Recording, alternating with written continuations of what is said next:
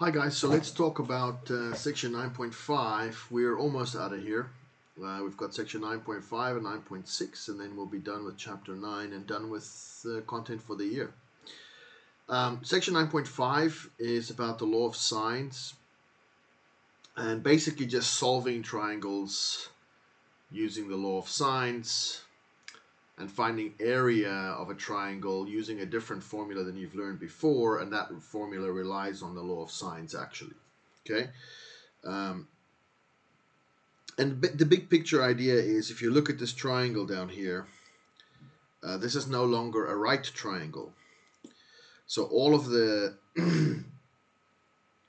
trigonometric functions we've worked with and all the trigonometry we've done so far has been based on us basically either looking at a triangle that's a right triangle or using a reference angle that's utilizing a right triangle in some way.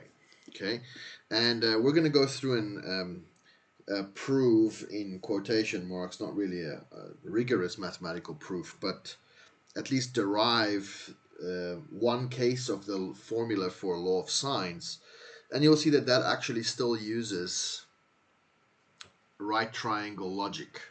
Okay, and so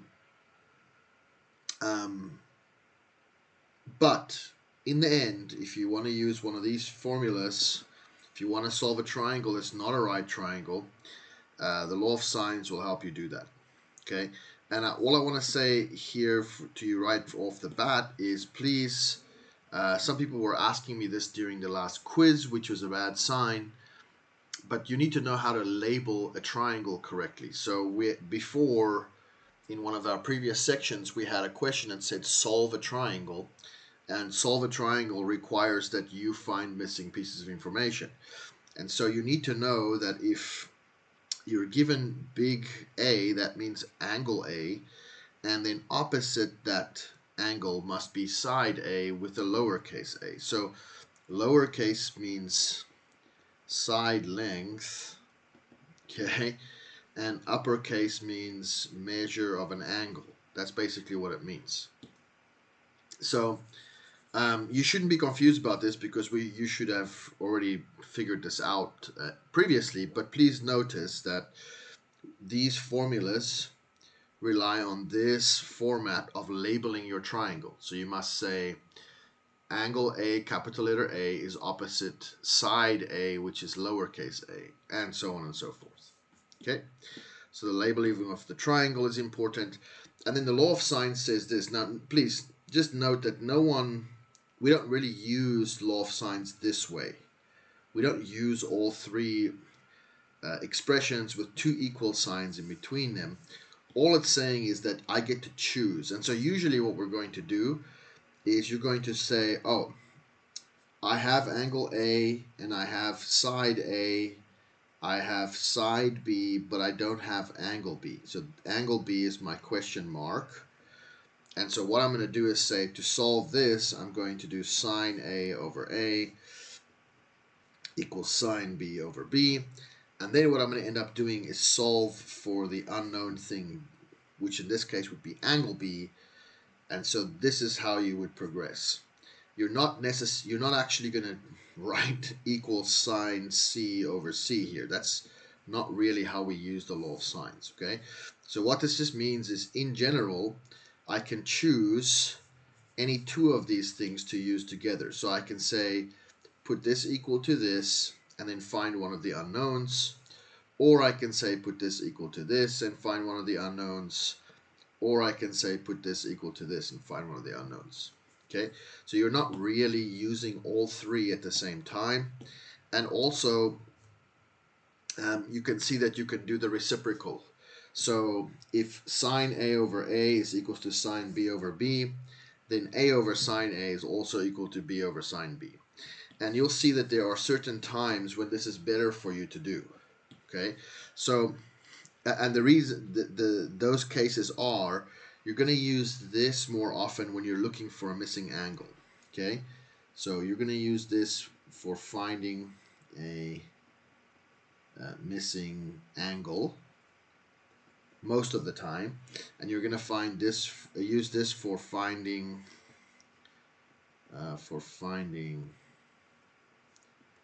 a missing side. Now, actually, you can use either of these formats and still find the answer, but it just turns out that if I'm looking for side B or side A, and they're already in the top of the denominator, they're already in the numerator of the fraction, then this is a more convenient way to find the missing side because the side's already in the numerator. In this case, if I'm looking for a missing angle, let's say angle A or angle B, then when I do the math, it's already in the numerator, so it makes it a little bit more convenient for me to use that formula. Okay, now technically you can just memorize this and always use that. That's fine, but it is more convenient sometimes just to use the other form. All right, so sometimes we'll do either or, and you'll see that as we do the examples. Okay, so please note that capitalization, A capitals for angles, lowercase is for sides. The law of sines can only be used for triangles in which I know this information. Okay, and you'll see that we'll go through some of those cases.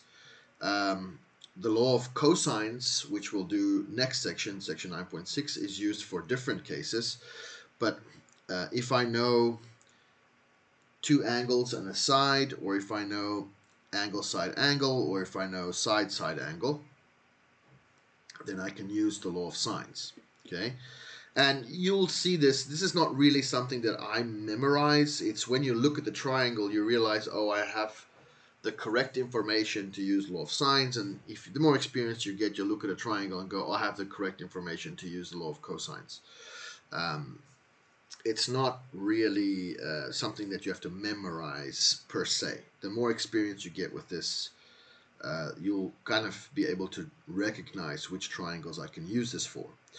And then also, this is a special case, side-side angle. Side-side angle we're not actually going to do in this lesson because there's two different cases for a side-side angle triangle that you're solving with law of sines. And so that's actually quite tricky, and so that's a whole lesson unto itself. So today we're just going to focus on these two in this video, and then next time we'll focus on side-side angle. Okay, so we'll do section 9.5 in two parts, and you'll see that there's also, it's an extremely long note sheet, and you'll also see that there are two different sets of homework. Okay, one is for going using the law of sines up to angle side and angle side angle, and then the second set of homework is involving the side angle stuff. Okay, and this is what I just said to you earlier. Note that we usually only use two at a time. Okay, two expressions with one equal sign, or one pair of fractions or ratios at a time. We don't actually in practice ever write this down because that doesn't really help us solve stuff. That doesn't make sense. Okay. All right, so let's first look at this and at least give you an idea where this comes from. What are we talking about? How does this come about? So we'll go ahead and derive, it's not really a proof, but okay, prove, loosely speaking, one case of the law of sines. Okay, and so basically, if I take a triangle like this, and I'm going to name it A, B, and C, kind of like they have up there, and that means this will be lowercase c, lowercase a, lowercase b. Okay. Then what I'm going to do is drop an altitude in here, okay, to form a right triangle, and call this length here h, the height of the triangle. Okay, and the reason we're doing this is so that now I can use the things I know. I can go back and use my trigonometric functions that I'm comfortable with. Okay, and so we'll do this, and we'll say, let's look from this perspective and say the sine of A is equals to opposite over hypotenuse, which is h over c in this case, okay, and then solve that for h, right? So just solve that for h. So multiply c both sides, and you get h is equals to c sine a, all right? And then we do the same thing, but let's approach it from this angle right here, and we say, let's express, let's write an expression for the sine of c, okay? So I think I wrote sine of c is equals to h over a. Okay, sine of c is equals to h over a, opposite over hypotenuse. All right. And then I can take that. Now here's what I can do. I can take this and say, let's take this expression here. Let me do this in a different color. Let's take this expression here, and since this is equals to h is equals to c sine a, I can substitute this in here. Okay, I can substitute this in here. And so what I get then is, let me do the substitution in red. I get sine of c equals something over a, but the something, if I substitute it in here, is lowercase c times the sine of capital A. And now you can see this is starting to look something like that already. Okay, so we're pretty much done at this point. All we have to do is rearrange stuff, I think. And so all you have to do is say, how do I make this now look like one of these? Okay, and that's not too hard. All you do is say, I see sine c over c. So what I need at the bottom here is a little c. Then I'm done, right? And so all we have to do is say, all right, let me rewrite this up here. Okay, same thing. Sine of c equals small c times sine of capital A over lowercase a. All I need to do is get the little c in the denominator, then it would look like these two things are equal to each other. And that's not too hard. How do I get the c away from the right side? I just do multiply by 1 over c. If I just multiply by 1 over c, the lowercase c here cancels out, and then what I have left is sine of capital C over lowercase c equals sine of capital A over lowercase a. And that is it. That is one case of the law of sines. Okay, one case of the law of sines. And all we did was use a triangle just like this one, and we just used the trigonometric ratios that we already know to not prove, but derive one case of the law of sines. Okay. Now, of course, you can do this, from other perspectives. You can drop an altitude in from another side, from another angle, and then you can just prove the other cases. So having proven or derived one case of this equal to this, that's really enough for me. Hopefully you see that it does work, that sine of c over c is equals to sine of a over a, and then you can change your perspective and, you can derive the other cases if you really want to. But this is sufficient for us. All right, so hopefully you agree that this works and you're happy, and we can move on. Okay? So let's do an example. The first couple of examples deal with, actually the first 4 examples deal with solving a triangle if I'm given these 2 cases, okay? AAS or ASA, all right? You're always tempted to say that there's an ASS case, but that's not actually a real case, if you know what I'm saying. All right. So drawing your triangle, I would say, is important. So the question is, solve this triangle, all right? You can just quickly draw a little triangle. Doesn't have to be very attractive. A, B, C. And then this would be small a, this would be small b, this would be small c. Okay? And then they say, solve this triangle. In other words, find all the missing information, where angle C, the measure of angle C, so this is actually not written very nicely in geometry terms. This should say measure of angle C, like this. I'll try and do this myself as we work. It should really say, but then at the same time, it makes all your writing take longer. So really what they say C is they mean measure of angle C. Okay, so if you remember your geometry teacher being very, very specific about writing things like this is what we mean, measure of angle C, when we write C. Okay, so don't let that throw you off too much. So C is 107 degrees. All right, B is 25 degrees, angle B is 25 degrees, and then side B's length is 15. So what we're trying to find is angle A, side C, and side A. Now, which case do we have here?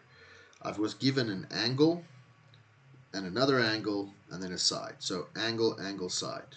Okay, so that's this case right here. So we have the angle, angle, side case here. Okay, now, easiest thing to find always in a triangle, because of the triangle sum theorem, is the missing angle. So we can just say the measure of angle A is equal to 180 degrees minus 25 degrees minus 107 degrees. Okay, that's the triangle sum theorem. And then you just get 48 degrees. So now I know that this angle is 48 degrees. Life is good. Okay. All right.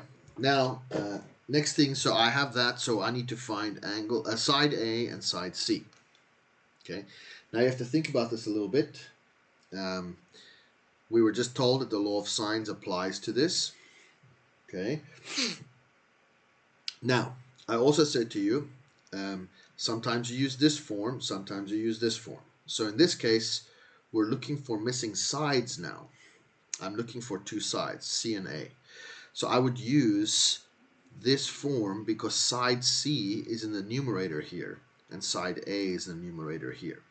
Okay, so I'm going to use this form, but I have to use it correctly with the information that I have. So, if I want to find side C, I can write something like this. Let's use this form, C over sine C, okay, C over sine C equals, but what do I put it equal to? I can't put it equal to A over sine A because I don't know side A either. Okay, so that's a mess. I can't do that.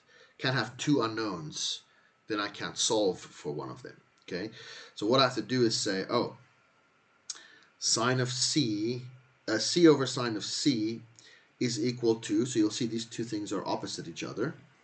Okay, you put it equal to another expression with sine that you have both pieces of information for. Okay, and that would be B over sine B. I'm using that because I know B, angle B, and I know side B. Okay, so this will help me in that I know this, I know this, I know this, and this is my only unknown at this point. Okay, I know angle C, I know angle B, I know I know side B, I know angle B. C is my only, side C is my only unknown. Right? So that's how you decide which formula to use, right? Which formula to use based on the information you have. Okay, so I can't use this one now because I don't have A, right? So that doesn't help me. I don't want to introduce too many unknowns. So what you do is plug it in, and you say, okay, I don't know side C, but I know angle C is 107. Okay, and then I know side B is 15, and then I know angle B is 25, so sine of 25 degrees. And I like to do this kind of stuff just to show, what's going on there, just to be more clear. All right, now I'm looking for sine C. Now I'm looking for side C. So here's what I have. Now, please, here's the temptation. Some students want to go and take this now and turn it into a decimal number, or this and make it a decimal number, or this and make it a decimal number. Don't do that. That's not good. What you want to do is leave the expression until the very, very end and enter a whole bunch of stuff in your calculator to get the most accurate answer. So if I type 15 over sine 25 in my calculator and get some decimal, and then I multiply by this decimal, inevitably you're going to end up rounding and losing some accuracy. Those are called rounding errors. So you don't want to do that. Okay. So what you want to do is say, I'm going to multiply both sides by sine 107. So I'm going to multiply this side by sine 107, and then multiply this side by sine 107. Then this cancels, and that's what I have. Okay, so C then is, side C is equals to 15 times sine of 107 degrees over sine 25 degrees. Okay, and that's what you enter in your calculator. So please, you got to practice this stuff to be accurate. So that's why I have my calculator up here on the side. You do parentheses 15 times sine 107, okay, divided by, so please notice I've grouped everything in a parenthesis at the top. Important that you don't mess this up, otherwise you're going to get completely different answers. And then over sine of 25. You can even go all the way as far as to insert a parenthesis here, grouping the whole denominator together. Okay, more parentheses, as long as you're grouping stuff together correctly, is fine. The other thing you want to make sure is that you're in degree mode, because we are working with degrees. So your calculator must be in degree mode when you're working with degrees. Okay, and so this is entered correctly, and so this is the most accurate answer I could possibly get out of my calculator for this. Okay, so and we write stuff like approximately, C as approximately 33.94 if I round it. Okay, and I would probably round everything for this whole chapter to the hundredth at least. You know, you have to get used to pre-calc. You can round everything to the thousandth, but let's say 100th here. Okay, so side C would be 33.94. Okay, so all I have to do now is find side A. All I have to do now is find side A. Now, how do I proceed here? Let me do this in a different color again. Okay, I want to find side A. So we say I use this form. I want to find side A, so I'm going to use this form. Okay, so you write side A over sine of A equals, and then pick one of the other ones. Okay, so now what do I know? Now I know side C, angle C, side B, angle B. I know everything. Okay, so I can pick either put it equal to this or put it equal to that. But again, there is one way that's really better than the other, and that is look at the information that was given. This was given to me. This I found this by solving it, but I rounded that answer and approximated it. Okay, so the better thing is to use the information that was originally given. So don't put this equals to C over sine C, just because side C is approximate. Okay, so it's better to just go and say, let's use the information that was given originally. That's the most accurate stuff I can be working with. So I'm going to do side B, which was given. Remember, B was given, over sine of B, which was also, angle B was also given.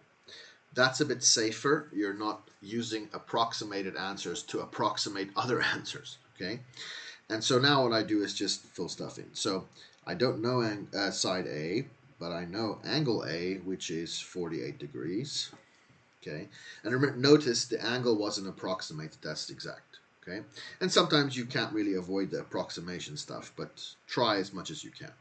So side B is 15 over angle B is sine of 25 degrees. Okay, like that. And now again, this is not too bad. Pretty simple, because we use the correct form. So all I have to do now is to get rid of the sine of 48 degrees here. So these two cancel, and then I just multiply by sine of 48 degrees like this. Okay, so what you then get is A would be exactly equal to 15 times the sine of 48 degrees over the sine of 25 degrees. Don't make decimals and stuff here. Don't do that, okay? Just leave it all like this, and now you're going to get your most accurate answer here, which is still an approximation. And you'll see if this is just the way it works. We just type this in, and you'll see that the expression I have here looks very similar, except this is 107 instead of 48. So you just bring this down and just change this to 48, because you've already typed all that stuff in. Oh, I just destroyed it. Great. Sine of 48. Okay, you just do that.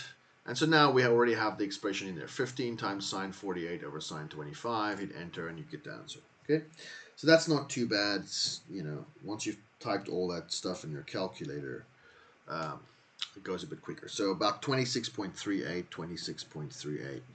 That's the triangle is now solved, because solving the triangle means find all the missing information. Well, I know all the angles and all the sides, so I've done the task that was given to me. Okay. All right. So that's that. And maybe, you know, I would suggest, if you're doing this, please, like, maybe do things like this here, or box the answers that you found, because this is a lot of work. You'll see next lesson it gets even worse. You've got tons and tons of stuff on your paper. So to make sure I understand what you're doing and you understand what you're doing, it's probably good if you box the answers and also label your triangle as you're going, so that you know what's going on. Okay, and it's clear that you understand what you're doing. All right. Okay, so that was all example 1. We have a whole bunch more to do. I'll go faster. One other tip I want to give you is this.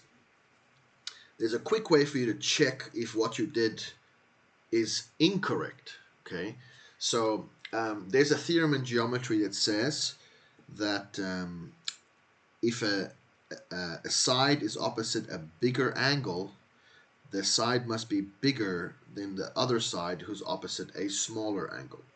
Okay, so this side C is opposite an angle that's 107 degrees. So that side C should be bigger than a side that's opposite a smaller angle.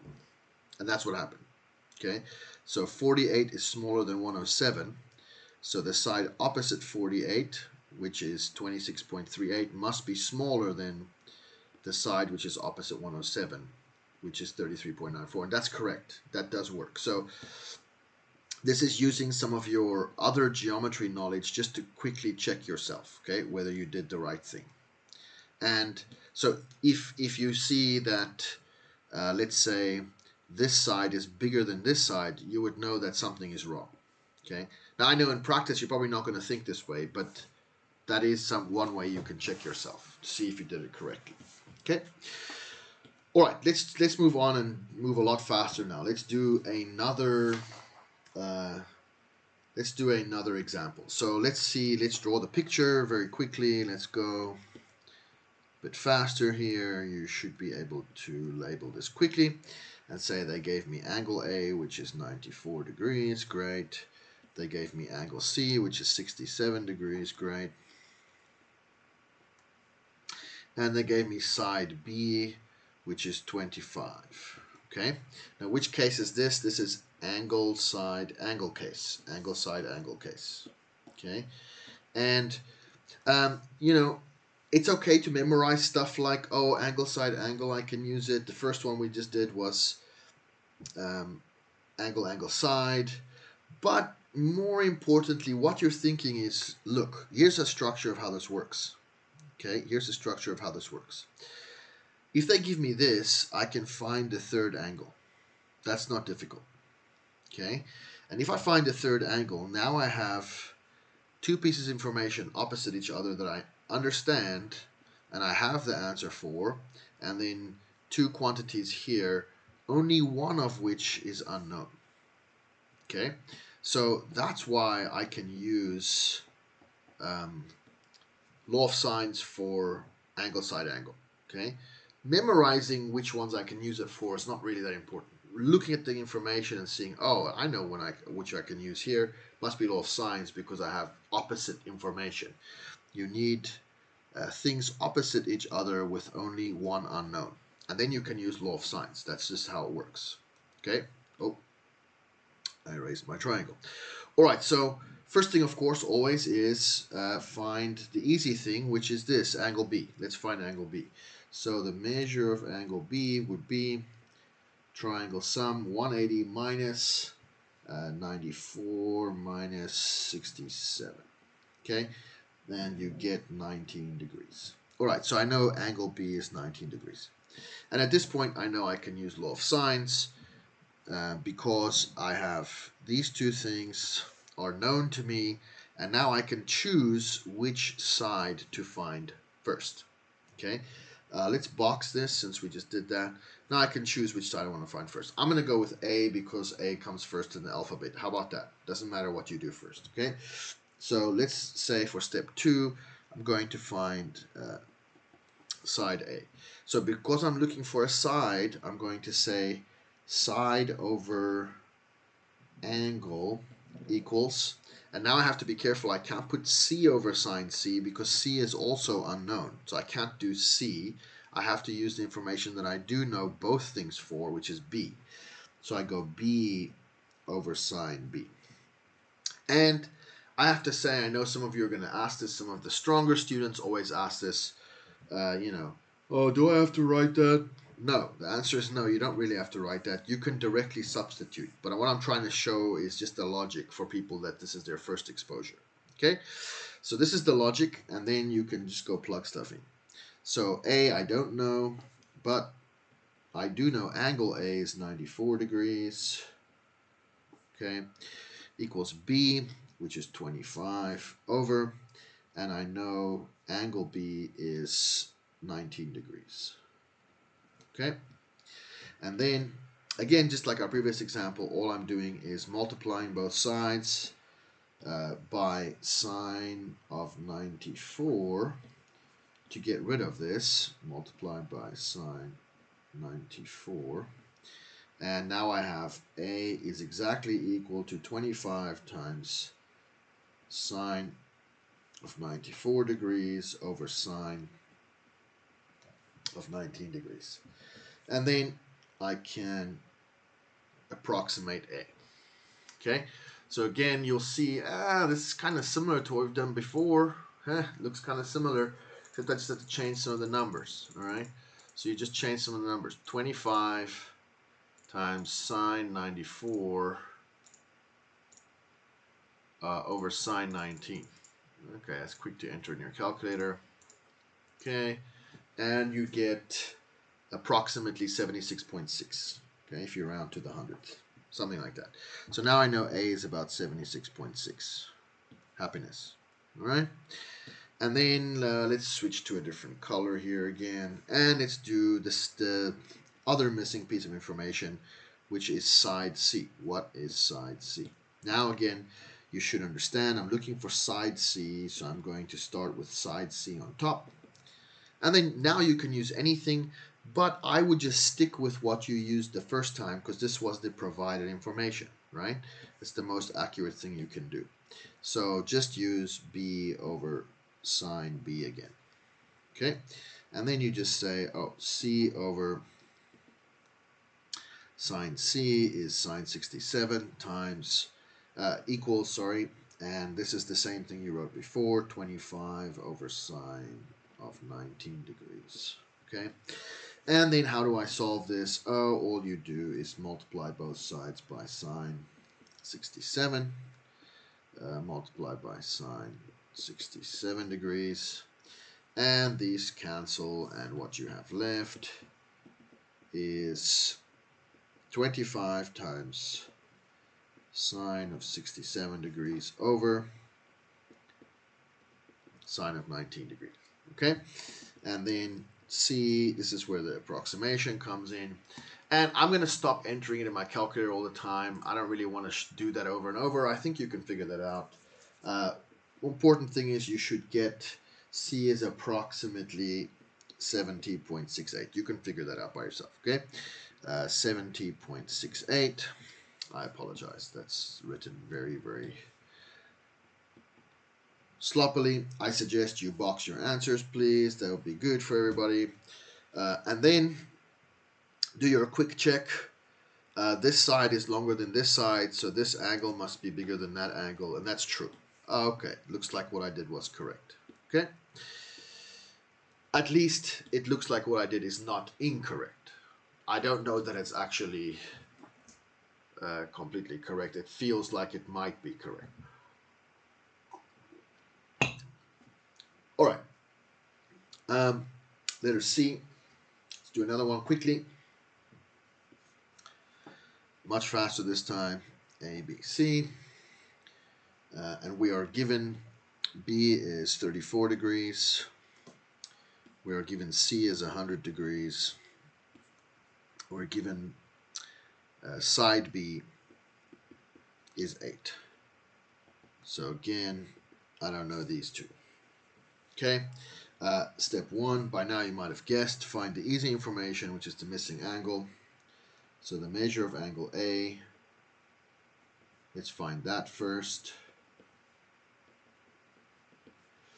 And if you do that, you get 46 degrees. Okay? Happiness. All right. Next step, find something that's missing. I want to find A first because it's first in the alphabet. Doesn't really matter which one you do first, A or C. So that. I can only use B because I know both of those are not unknowns. So I'm going to do B over sine B. And then plug stuff in. This would be sine of 46 degrees. B is 8. And this would be sine of 34 degrees. And then let's go a bit faster here. A is equals to 8 times sine of 46 degrees over sine of 34 degrees. Just multiply this over here. Okay? And then A is approximately, if you punch that in your calculator, 10.29. Right? Box that sucker up. Let's box this one. All right, good. Then let's do third step here would be to find, so I got this to be 10.29. Now I want to find C. Okay? Now notice, because again, what do I expect C to be? I expect C to be bigger than 10.29 because the angle C is bigger than angle A. Okay? So something you can think about. And then let's do this. I'm trying to find side C, so sine C over sine of angle C is, stick with what you were given, B over sine B. Okay? So C over sine of 100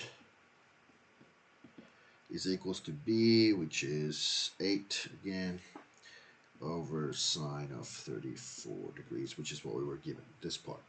Okay? And then that means C is 8 times sine of 100 over sine of 34. And approximately C then, if you punch that in your calculator, you get 14.09. So, hey, look, it's bigger than that. That all looks like I'm on the right track at least. Okay? All right, that's it. I solved it. I have all the missing information. Last example, I'll go maybe even more rapid here. A, B, C, small a, small b, small c. What's given? Oh, at least let's identify which case this was. What they gave us here was an angle, angle, and a side. Okay, angle, angle, side. This is also angle, angle, side. Right? Angle, oh, no, maybe angle A, angle B, side C. So that would be angle, side angle. Okay, angle, side angle. This was angle, angle side, angle, oop, oop, oop, oop. Forgive me. This was angle, angle, side, right? And this is angle, side, angle. Okay. Okay. Again, not too important that you memorize all that stuff, because if you can solve the problem, you don't really have to sit and constantly think about it all the time. If you really know how to do this, that's not really a big deal. Okay, so angle A is 51 degrees. Angle B is 44 degrees. And side C is 11. Okay, and so I'm trying to find this and sides, angle C. So let's do angle C first.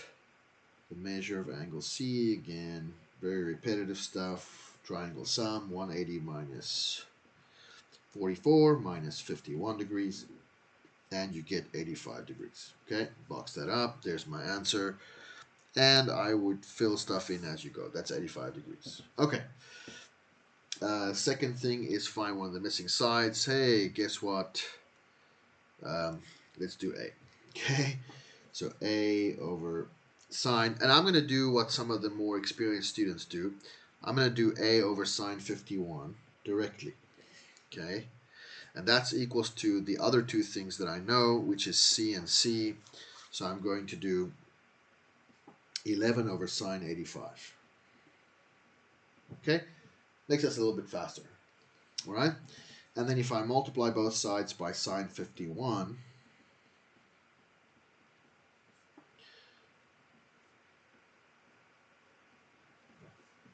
you get A is approximately 8.58.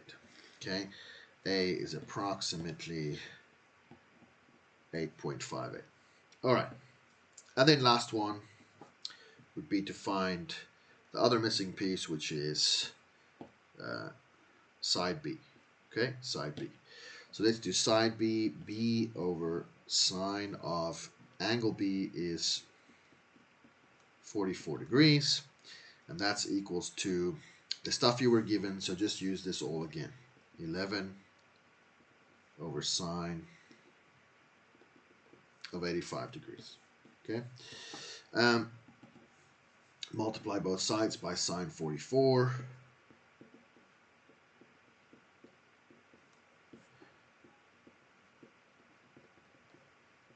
Okay. I apologize. That looks very, very attractive. And then you get B is approximately, if you do the approximation, 7.67. Okay, 7.67. And then you can box your two answers, and everybody knows what's going on. Very clear, very easy. All right.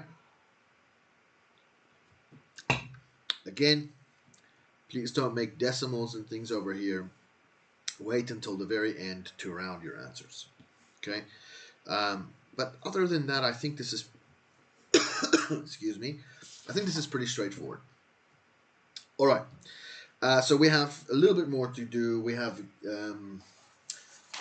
two more short examples to do. Those were long examples. I think we have two more short examples to do and we'll be out of here. Okay. So it turns out that using trigonometry, you can have a different formula for the area of a triangle that helps you to find stuff if I don't necessarily know base times height. Okay, so if I don't have base times height, this is our normal formula. The area of a triangle is 1/2 base times height. Okay, well, you can see in our triangle here, if whatever I consider to be the base, I would have the base, but I don't have the height. Okay, and so I can't really use this formula here because I don't have the given information or the required information. So this is a different formula that you can use for any triangle like this. Doesn't have to be a right triangle to find the area. Okay. I'm also going to go through quickly and show you why this works, and then hopefully you'll be okay with this. All right. Please also note that you should be able to do these derivations yourself. I think there will be one of these definitely on your chapter 9 test. Okay, you should at least be able to derive one of these things. So let's do A, B, C again. Drop an altitude in here like we did earlier, because we're going to rely on our previous trigonometric ratios. And then side C, side B, side A. Okay, and now what we're going to do is this. Since we dropped an altitude in here, we can try and find H. Okay, so I'm going to approach from angle A's perspective and find the height of the triangle. Okay, so we just use a basic sine of angle A equals the height over C, okay, which would be the opposite over the hypotenuse. All right, and so then in this case, let's find H, and you'll see why we're finding H in a second. This means H is equals to, just multiply both sides by C. So H is equals to C times the sine of A. This is very similar to our previous derivation that we used for law of sines. Okay, so now what I have is H. I have the height of the triangle. Okay, now actually we can revert back to the formula that we know and use that, because now I do have the height. Okay, I do have the height. So I just go back here and say the area of the triangle is 1/2 times the base, and I'm going to write base times the height, okay, because B and base, I don't want to mix those two, and then say 1/2 times. Alright, so again, there's 3 different formulas depending on what you consider the base and what you consider how the orientation at which you're approaching the triangle from. So in my case, I'm just going to say, if I'm approaching the triangle from this angle, okay, let's just say then if this is the height, then this must be the base. Okay, so my base must be B in this case. All right. If my altitude is dropped from angle B to side B, then B is my base, side B is my base, times the height. And I'm going to substitute the height here in red. This is the height. Let's put this in there. Okay? Let's do it this way. Put this in here. What's the height? The height is C times sine of A. Okay? So here's my final formula there. The area is 1/2 times base times C times sine of A, or A is 1/2 BC sine A. Okay. Ooh, I should write area. Forgive me, that seems very confusing. Area. Okay. When we say A here, we meant area. All right. So area. Like that. Okay, so this is just one of them. This is the very first formula here. If I approach from a different angle, then I get a different formula. Okay, if I approach from this angle, I would get this formula. If I approach from this angle, I would get this formula. Okay, and so that's, I'm just going to derive one of those with you and say that's sufficient. But here is the formula. Okay, so what this tells me is basically, if you look at this, how this works, side C, side B, and angle A. Okay, so I can use this formula if I know 2 sides and the included angle. That's what this is telling me. Look at AC and sine B. So side A, side C, and angle B. Okay, so if I know 2 sides and the included angle between them, then I can use this formula. All right, and so let's do that. We'll do that very quickly. I think I'll just do one of these because this is just basically substitution.